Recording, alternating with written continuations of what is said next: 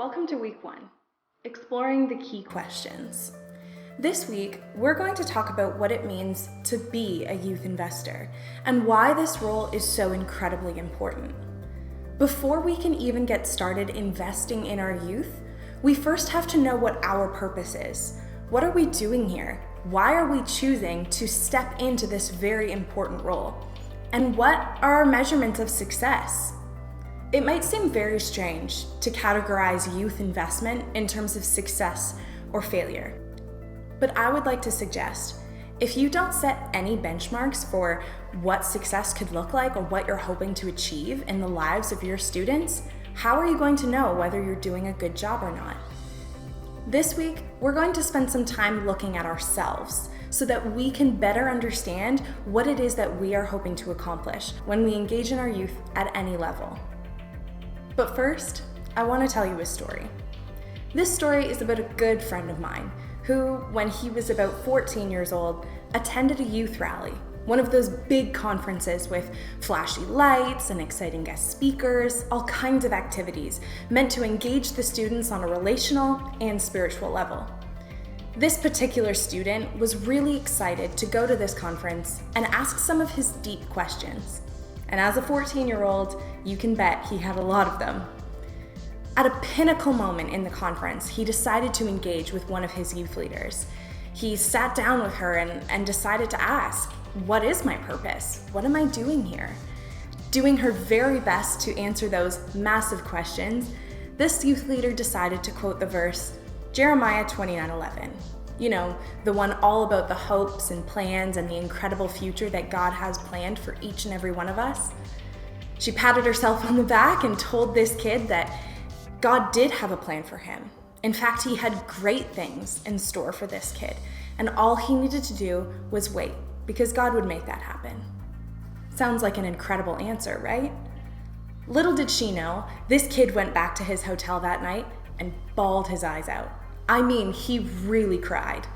Because not only did she not answer his question, she left him feeling all kinds of doubt that he hadn't been feeling before. I think stories like this one are not that uncommon.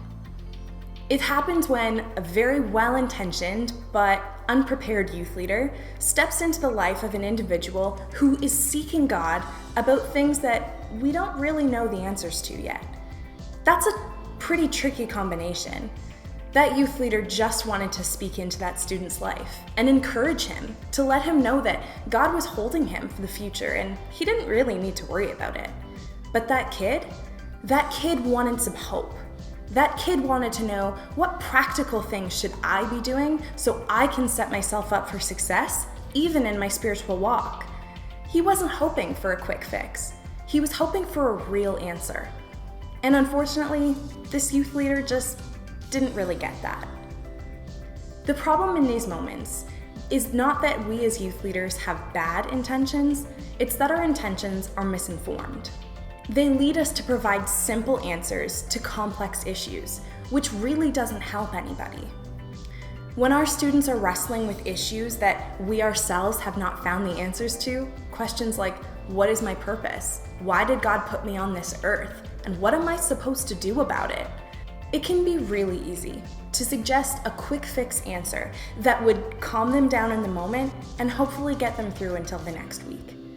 But unfortunately, Generation Z is not settling for that anymore. They're asking for real answers to very real questions. And I think we can handle that. I think as youth investors, we should prepare ourselves to step in partnership with them, to help them find those real answers, even if we ourselves are a bit intimidated. In order to do this, I would suggest 3 steps for making sure that we meet our students where they're at, but also don't steer them in the wrong direction. The first thing is that we should acknowledge the problem, or challenge, or question, or whatever it is that they present us with. By acknowledging the item that they bring to our attention, we can establish ourselves as safe individuals in their lives. We give them permission to keep coming back with more items. We let them know that there's nothing wrong with them for asking those questions in the first place, for having doubts or wondering some of these big things. We give them permission to be human. Second, suggest some places where they can start to look for their answers. Give them a starting point to look for helpful information. Even if a clear answer to their questions has not yet been determined, there are countless books, articles, video series, podcasts, and other resources that will provide them with strategies to move forward with hope.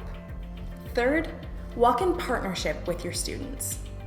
Sometimes the most helpful thing that we can do is let our students know that they're not alone. By walking in step with our students and encouraging them in their pursuit of truth, we can provide for them a safe, healthy, and purpose-filled place to come with all of the questions that life would throw at them. We can help them to seek God first and allow them permission to have doubts about real things.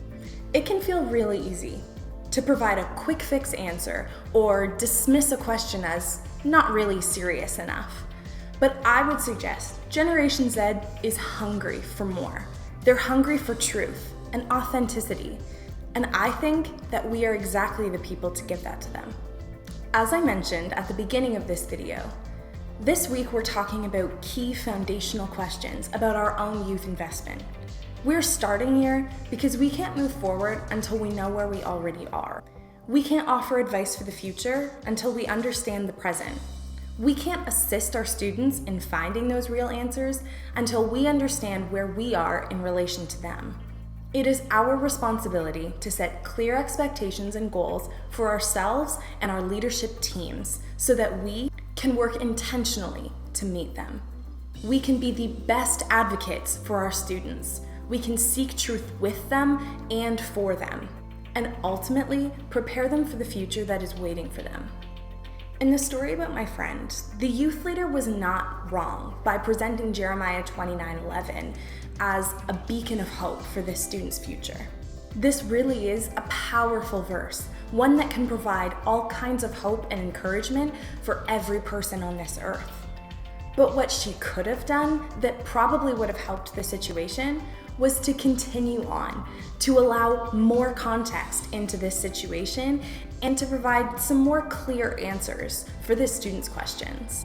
Jeremiah 29:11 all the way to 14 reads, "For I know the plans I have for you, declares the Lord, plans to prosper you and not to harm you, plans to give you hope and a future.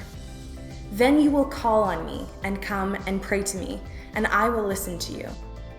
You will seek me and find me when you seek me with all your heart.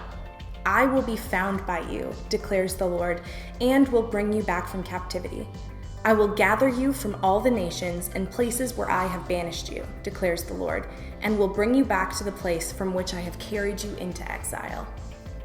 For this student to hear that God will be found by him when he calls on him with all of his heart could have been incredibly helpful. Instead of agonizing and wrestling over life's biggest questions, he could have learned how to engage with the Lord on a personal level. And I think as youth investors, we should be aiming to teach that. Instead of applying our quick fix solutions, we should be aiming to teach specific strategies found directly in God's Word about how our students can best connect with the Lord and strengthen their own abilities as Christ followers. This week, we are seeking to answer 5 key questions that will help us become better youth investors.